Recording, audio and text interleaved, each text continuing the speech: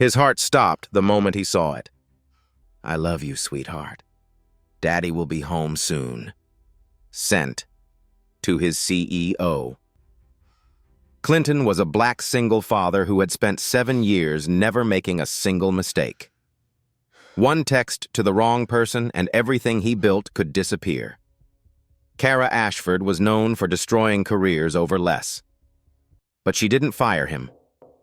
She showed up at his apartment that night, and what she whispered changed both their lives forever. Before we dive in, drop a comment and let me know where you're watching from today. And if you haven't already, hit that subscribe button so you don't miss stories like this one. Clinton Thompson had learned long ago that being good wasn't enough. He had to be exceptional. Every report submitted early. Every meeting attended with notes prepared. Every email triple-checked before sending.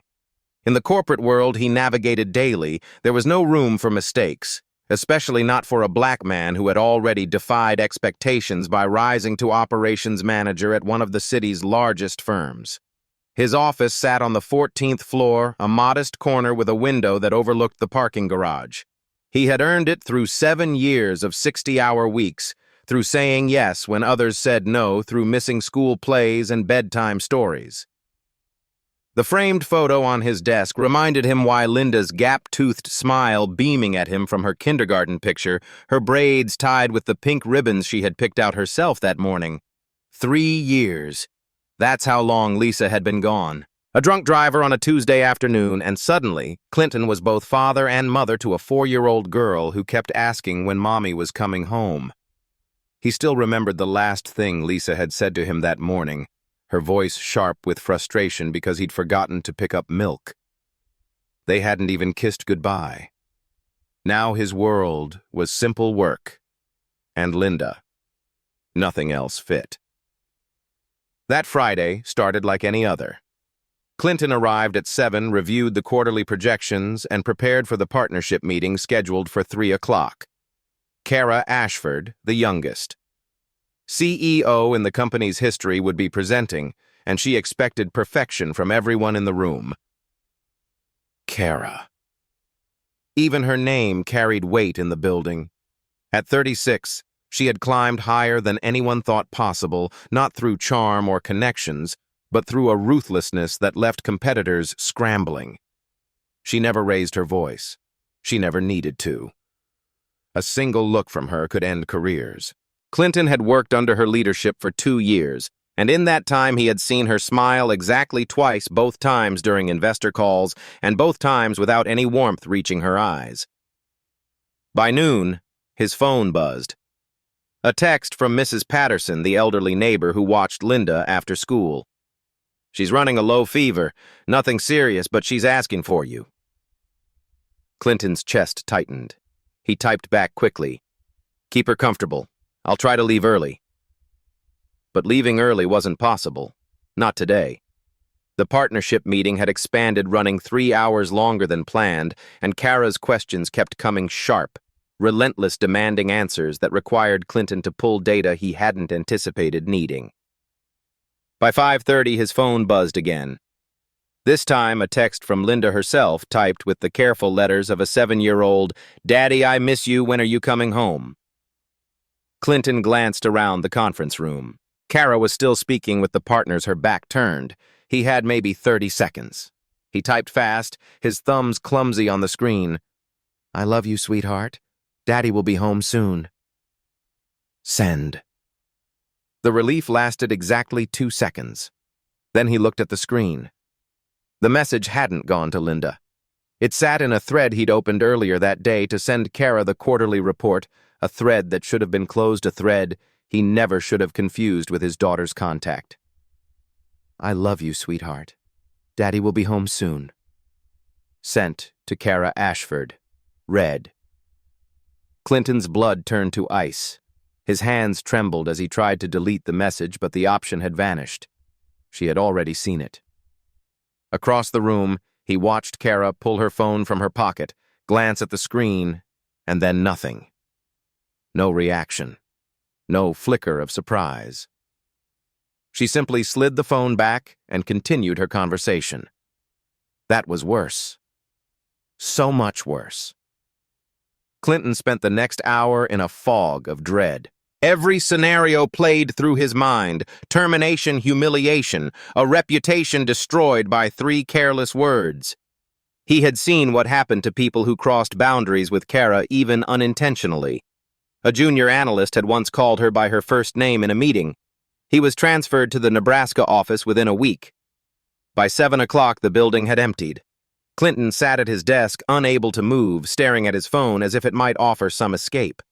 His finger hovered over Cara's contact, wondering if he should send an apology, an explanation, something. Before he could decide, his desk phone rang. The internal line. He recognized the extension immediately. Cara's office. His voice barely held steady when he answered. "This is Clinton Thompson." Her tone revealed nothing. "Come to my office." The walk down the hallway felt endless. Clinton's shoes echoed against the marble floors, each step carrying him closer to what he was certain would be the end of everything he had built. He thought of Linda, of the mortgage of the health insurance that covered her asthma medication.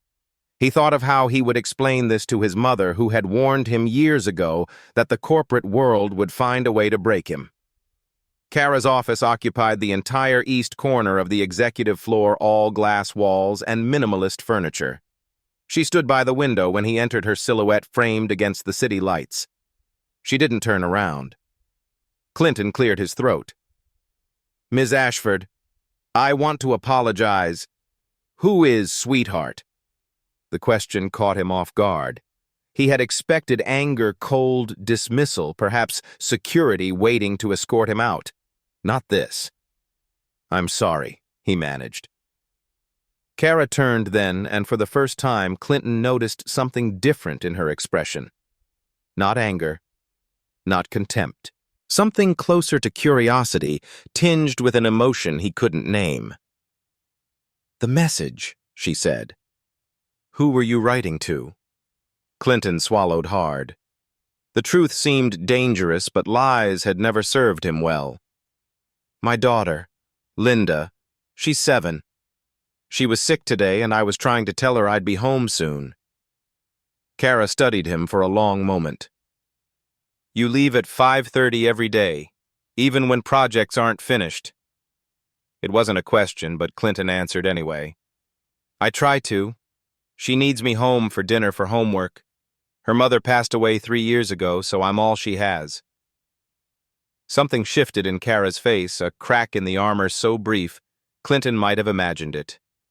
She walked to her desk, picked up a photo frame he had never noticed before, and held it for a moment before setting it face down. "I've never received a message like that," she said quietly. "Not from anyone, not even when I was a child."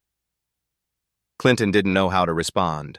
The conversation had veered so far from what he had expected that he felt unmoored, standing in unfamiliar territory without a map. Cara looked at him directly. "My parents divorced when I was 10. My father moved across the country and never looked back. My mother was too busy building her career to notice I existed. The woman who raised me was our housekeeper, and she was paid to be kind. I've never heard someone say, 'I love you,' and mean it. Not once." The confession hung in the air between them, raw and unexpected. Clinton realized he was seeing something no one else in the company had ever witnessed Cara Ashford without the mask. "I'm sorry," he said, and meant it. "Everyone deserves to hear that." Cara's jaw tightened as if she regretted revealing so much. She straightened, and Clinton watched the walls rebuild themselves in real time. "Your work has been exceptional," she said, her tone shifting back to professional. "I expect you in the partnership meeting Monday morning. That will be all." Clinton nodded, turned to leave, then stopped at the door. He didn't know what made him say it. Perhaps the image of Linda waiting at home, perhaps the hollow look he had glimpsed in Cara's eyes. "You asked what it feels like," he said. "To hear those words and mean them." Cara didn't respond, but she didn't look away either. Clinton held her gaze. "It feels like you matter. Like someone in this world would notice if you disappeared. Like you're not just surviving, you're actually living." He left before she could reply, his heart pounding against his ribs. In the elevator, he leaned against the wall and exhaled for what felt like the first time in hours. He had walked into that office expecting to lose everything. Instead, he had glimpsed something far more unsettling, the loneliness beneath Cara Ashford's perfect exterior. And something told him his life was about to change in ways he couldn't yet imagine. The following Monday, Clinton arrived at the office expecting awkwardness. What he found instead was something far more complicated. Cara called him into a meeting with the senior leadership team where she announced a new initiative, an expansion project targeting the European market. The company would be sending a delegation to London for 2 weeks of negotiations, and she needed someone to lead the operational planning. "Clinton Thompson will head the team," she said without looking at him. His performance on the quarterly review demonstrated exactly the kind of precision this project requires. The room turned to stare at him. Clinton felt the weight of their gazes, some curious, others skeptical. Promotions like this didn't happen to people like him, not without years of additional proving, not without someone vouching from the inside. After the meeting, he caught Cara in the hallway. "Why me?" She kept walking, her heels clicking against the marble. "Because you're the best person for the job." "That's never been enough before." Cara stopped, then turning to face him with an expression that bordered on impatience. "Are you questioning my judgment, Mr. Thompson?" "No, I'm questioning your timing." Something flickered in her eyes, recognition perhaps, or respect for his directness. 2 weeks in London. The flight leaves Thursday. I suggest you make arrangements for your daughter. She walked away before he could respond.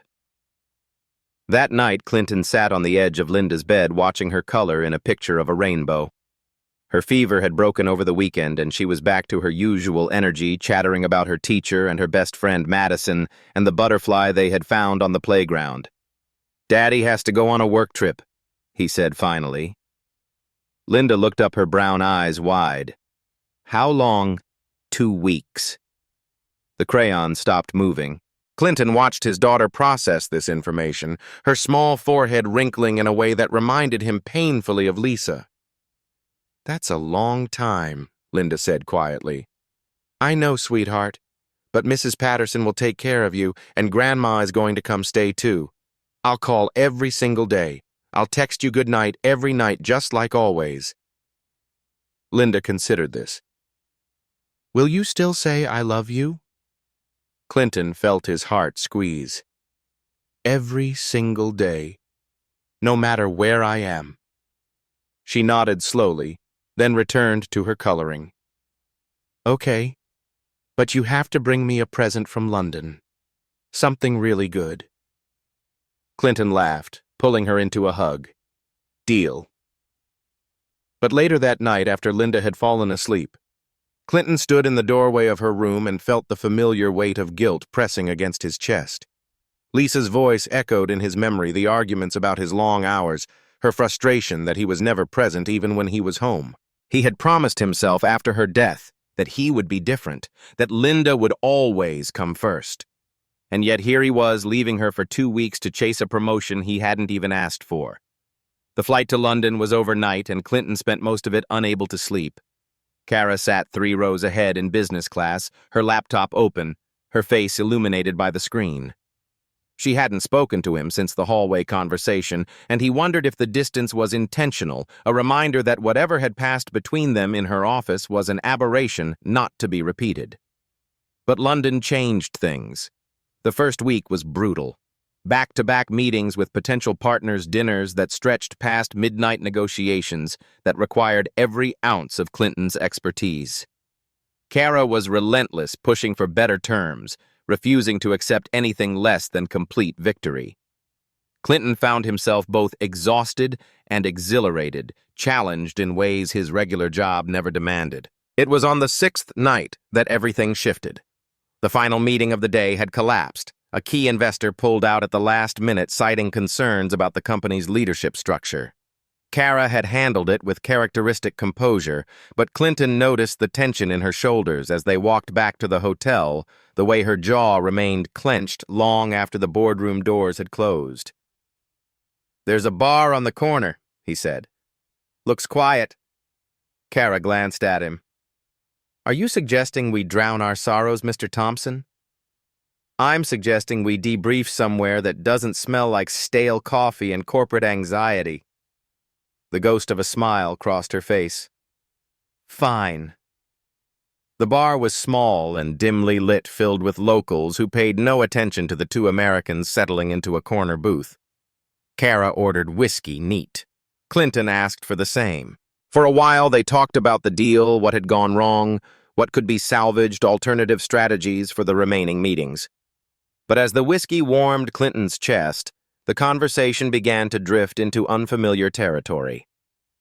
You mentioned your daughter's mother passed away, Cara said.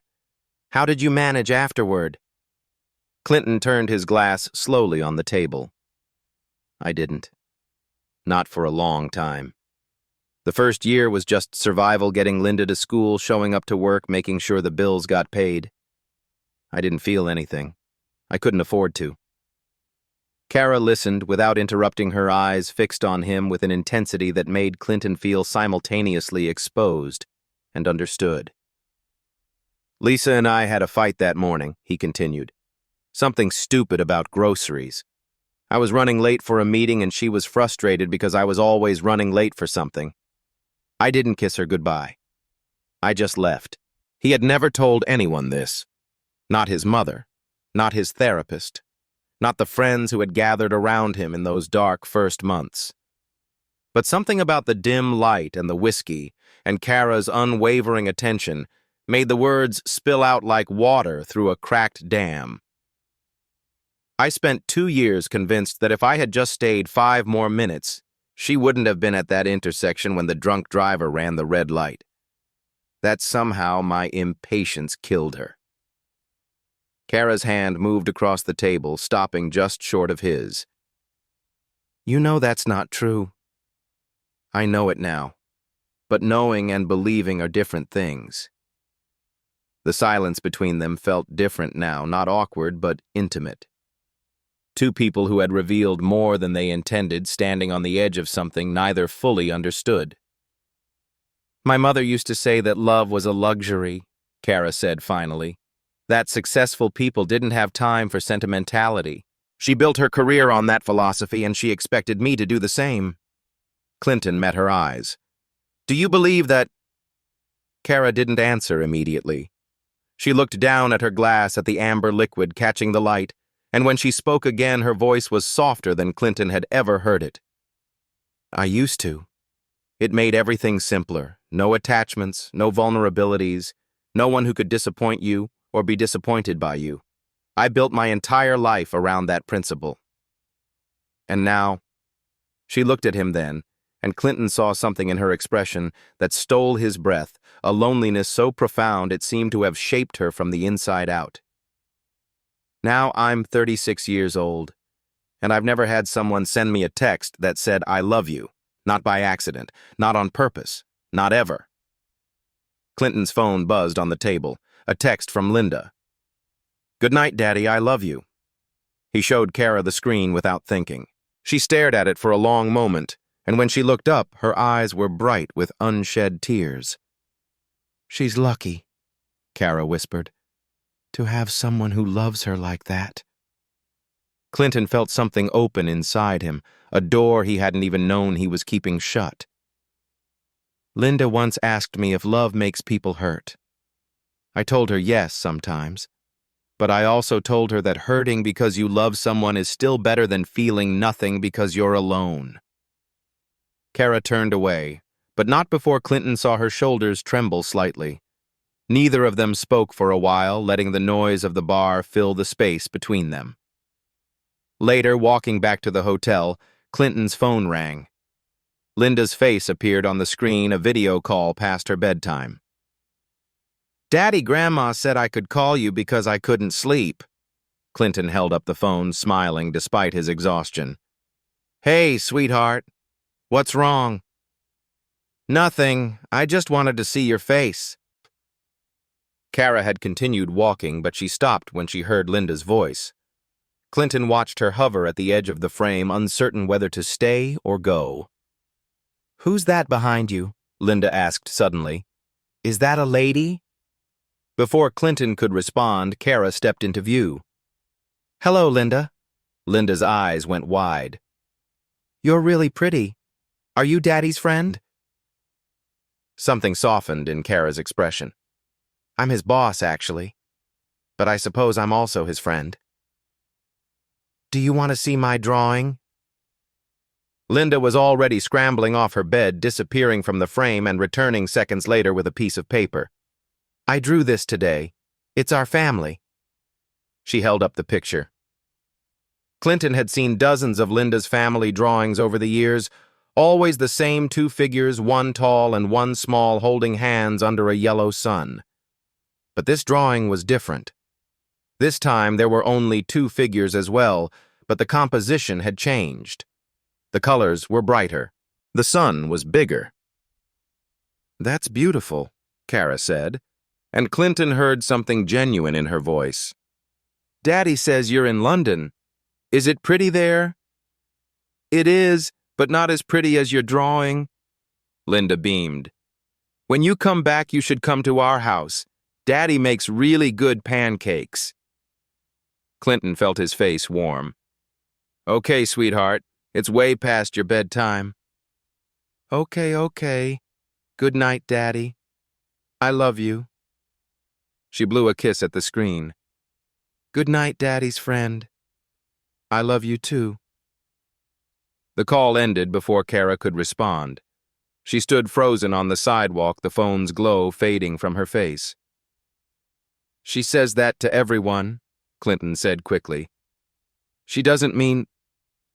I know. Cara's voice was barely audible. But it's the first time anyone's ever said it to me. They walked the rest of the way in silence. The second week in London brought success, the deal closed, the partnership secured the board satisfied. But for Clinton, the victory felt hollow. Something had shifted between him and Cara, something neither of them acknowledged openly, but both felt in every glance, every accidental brush of hands over documents, every moment of silence that stretched too long. Clinton found himself looking for her in crowds, listening for her voice in meetings, counting the hours until they would be alone again. And every time he caught himself doing it, guilt crashed over him like a wave. One night, unable to sleep, he pulled out his phone and opened the photo of Lisa that served as his lock screen. Her smile was frozen in time, forever 34, forever young, forever the woman who had promised to grow old with him. Am I betraying you? He whispered to the empty room. Is this what moving on feels like? No answer came, just the hum of the hotel air conditioning and the distant sounds of London traffic. The next morning, Clinton began to pull away. He kept conversations professional, declined. Cara's invitation to dinner buried himself in final preparations for their return flight. He told himself it was the right thing to do, protecting himself, protecting Linda, protecting the memory of a woman who deserved better than to be replaced. Cara noticed. Of course she did. What's wrong? She asked, cornering him in the hotel lobby the night before their departure. Clinton shook his head. Nothing. Just focused on the work. Don't lie to me. You've been avoiding me for 3 days. He met her eyes, and the directness of her gaze made his careful walls feel paper-thin. I don't know what you want from me, Cara.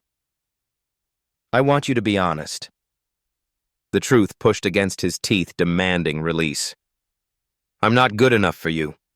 I'm a single father with a 7-year-old and a broken heart, and more baggage than any one person should carry. You're a CEO. You could have anyone. Why would you want someone like me? Cara's expression didn't change, but something in her eyes shattered. You think I care about any of that? I think you should. She stepped closer, close enough that Clinton could smell her perfume, could see the rapid pulse beating at her throat. My whole life I've been told what I should care about. Power, success, legacy. I've achieved all of it, and I've never felt more empty. Her voice dropped to a whisper. And then, I received a text message meant for a 7-year-old girl, and for the first time in years, I felt something. So don't tell me what I should want, Clinton. I'm tired of should." Clinton wanted to reach for her. Every instinct screamed at him to close the distance, to take her face in his hands, to kiss her until both of them forgot all the reasons this was impossible. Instead, he stepped back. "I can't," he said. "I'm sorry. I can't." He walked away before she could respond, and he didn't look back. The flight home was silent. Cara sat in her usual seat, laptop open as if nothing had happened. Clinton stared out the window at the clouds below and wondered if he had just made the biggest mistake of his life. 2 days after their return, the announcement came. The parent company in London had offered Cara a position regional chair for European operations. It was the pinnacle of her career, a role that would cement her legacy and put her among the most powerful executives in the industry. It also meant relocating to London for at least 3 years. Clinton heard the news from a colleague, delivered in the casual tone of office gossip. "Can you believe it? She accepted on the spot. Guess she was just waiting for the right opportunity to leave." The words hit Clinton like a physical blow. He sat at his desk, staring at his computer screen, unable to process what he had heard. She was leaving. He had pushed her away, and now she was leaving. That night, Clinton came home to find Linda waiting at the door with a piece of paper in her hands. "Daddy, look what I drew today." She held up the picture proudly. It was another family portrait, but this time there were 3 figures. A tall man, a small girl, and a woman with long dark hair, all holding hands under an enormous yellow sun. "Who's the lady?" Clinton asked, though he already knew. "That's Cara," Linda said matter-of-factly. "She's nice. I wanted her in our family." Clinton knelt down, pulling his daughter close. "Sweetheart, Cara's moving away. She's going to live in another country." Linda's face crumpled. "But why doesn't she like us?" Clinton had no answer. He held his daughter as she cried, and somewhere deep inside him, something that had been frozen for 3 years began to thaw.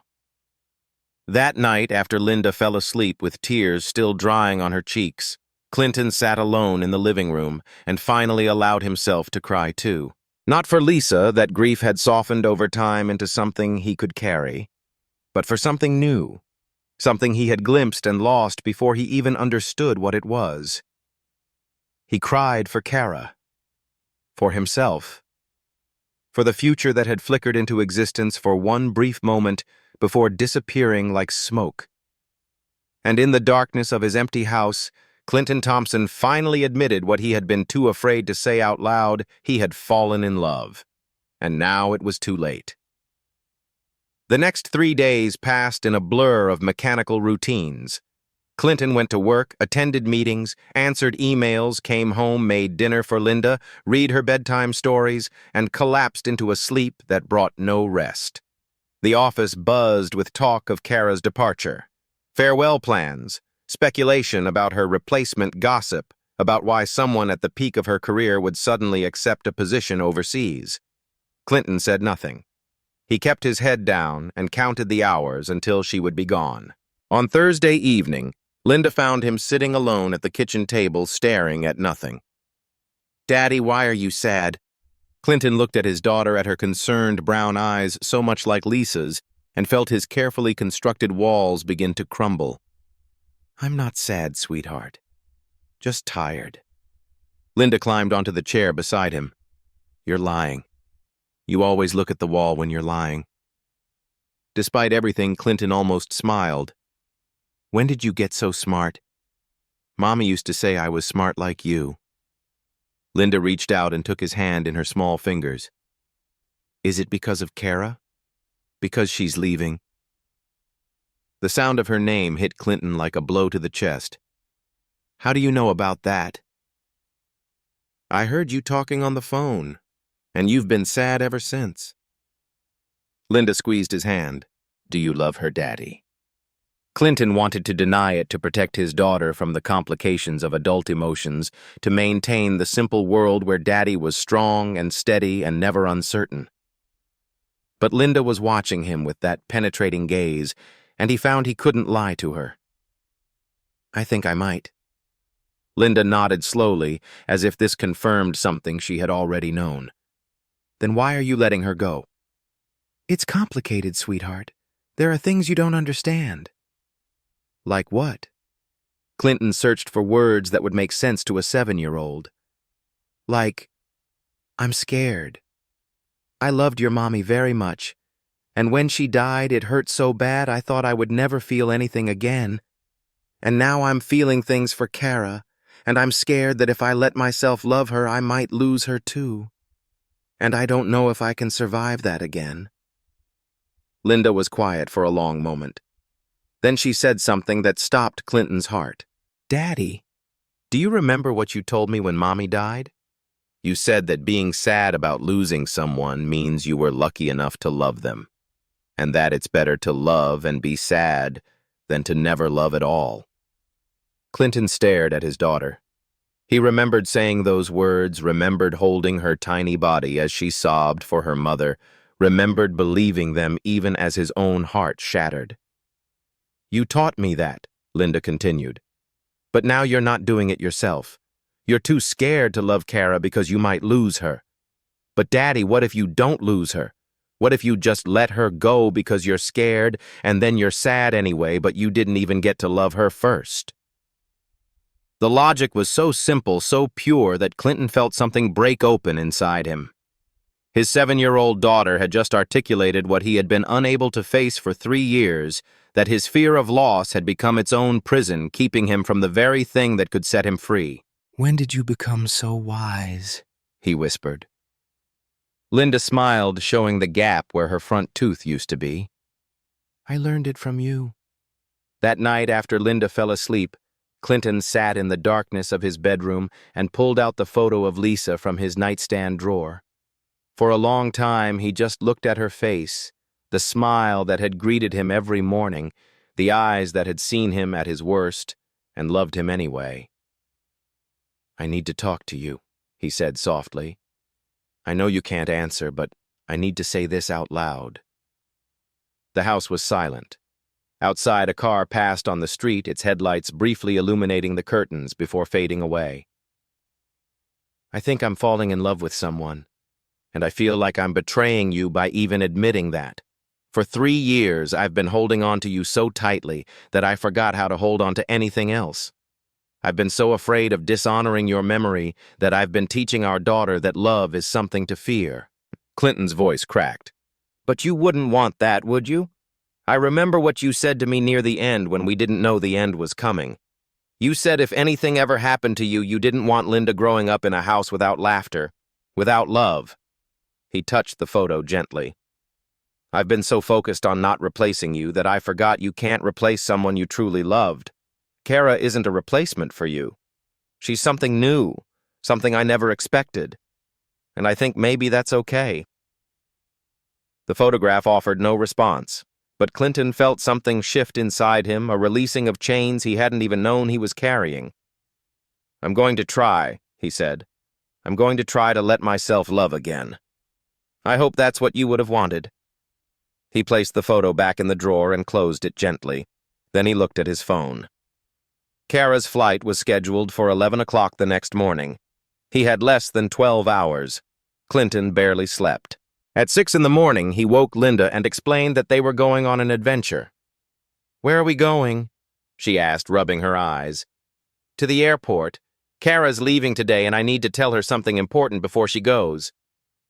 Linda's face lit up. "Are you going to tell her you love her?" Clinton pulled his daughter into a hug. "Yes, sweetheart. I'm going to try." The drive to the airport felt endless. Traffic was heavier than usual, and Clinton found himself gripping the steering wheel so hard his knuckles turned white. Beside him, Linda clutched a folded piece of paper in her lap, a drawing she had insisted on bringing. They arrived at 9:45. Clinton grabbed Linda's hand and ran through the terminal, scanning the departure screens for Cara's flight. Gate 37, International Departures. They pushed through crowds of travelers past security checkpoints until they reached the international terminal. And then Clinton stopped. Cara was there standing near the boarding gate with a carry-on bag at her feet. She wasn't looking at her phone or her boarding pass. She was standing completely still, staring at the departure board as if it held answers to questions she was afraid to ask. Cara! Linda's voice rang out across the terminal. Cara turned, and when she saw them, Clinton breathing hard from running, Linda clutching her drawing, her expression shifted from confusion to something Clinton couldn't quite name. "What are you doing here?" Cara asked as they approached. Before Clinton could answer, Linda broke free from his grip and ran to Cara. "Wait, don't go yet." She thrust the piece of paper toward Cara. It was the drawing, the one with 3 figures, a tall man, a small girl, and a woman with long, dark hair, all holding hands under an enormous sun. "I drew this for you," Linda said breathlessly. "See, that's me, and that's Daddy, and that's you. I put you in our family because I want you to stay. Please don't go to London. Please stay with us." Cara took the drawing with trembling hands. She stared at it for a long moment, and when she looked up, her eyes were bright with tears she was fighting to contain. "Linda, I don't know if I can. Please." Linda's voice was so earnest, so full of hope that even Clinton felt his heart ache. "Daddy's been so sad since you said you were leaving.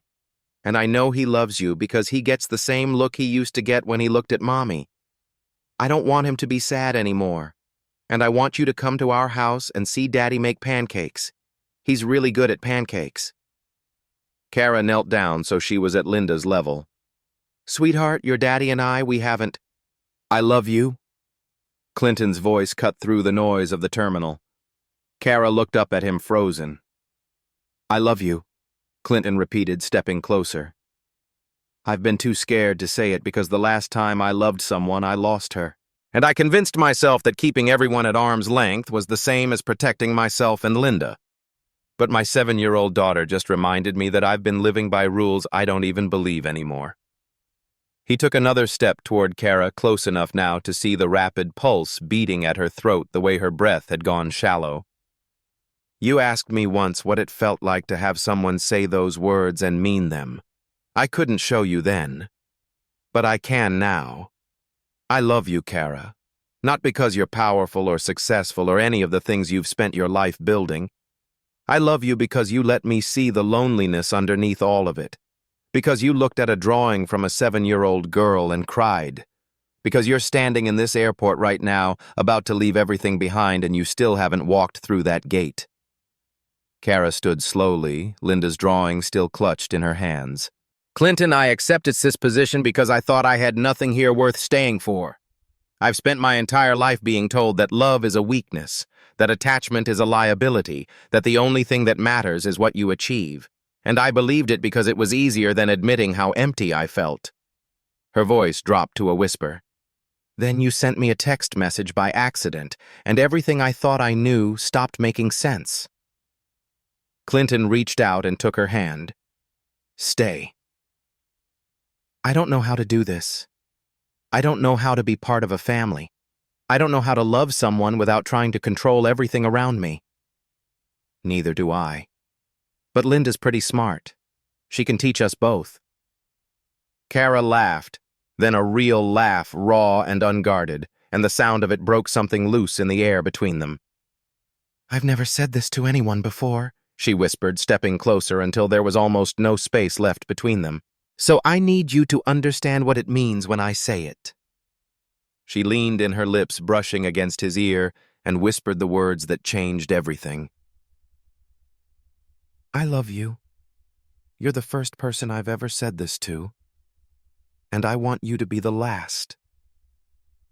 Clinton pulled her into his arms, and for the first time in 3 years, he felt like he was finally coming home. Linda wrapped her arms around both of them, her small voice muffled against their legs.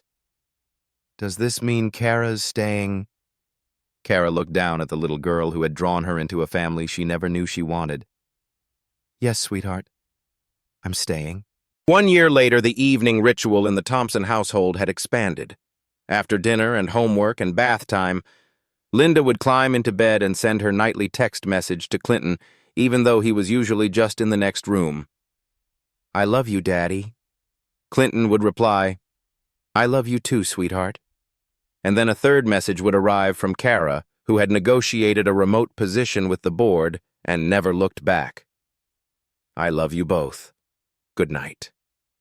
The text message that had once been Clinton's greatest mistake had become the foundation of something he never expected to find again, a family built on second chances, whispered confessions, and the courage to love even when it terrified you.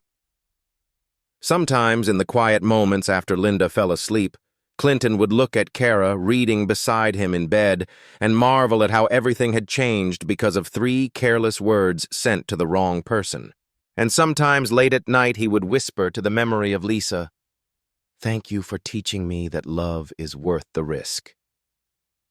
In the end, it wasn't the mistake that defined him. It was what he chose to do after. If this story touched your heart, you're not alone. We all carry fears about love loss and whether we deserve a second chance. But maybe, just maybe, the mistake you're afraid of making could be the beginning of something beautiful. If you enjoyed this story, subscribe to the channel and hit the bell so you never miss another one. And leave a comment. I'd love to hear your thoughts. Have you ever sent a message to the wrong person? Did it change anything in your life? Until next time, remember you are worthy of love. Always.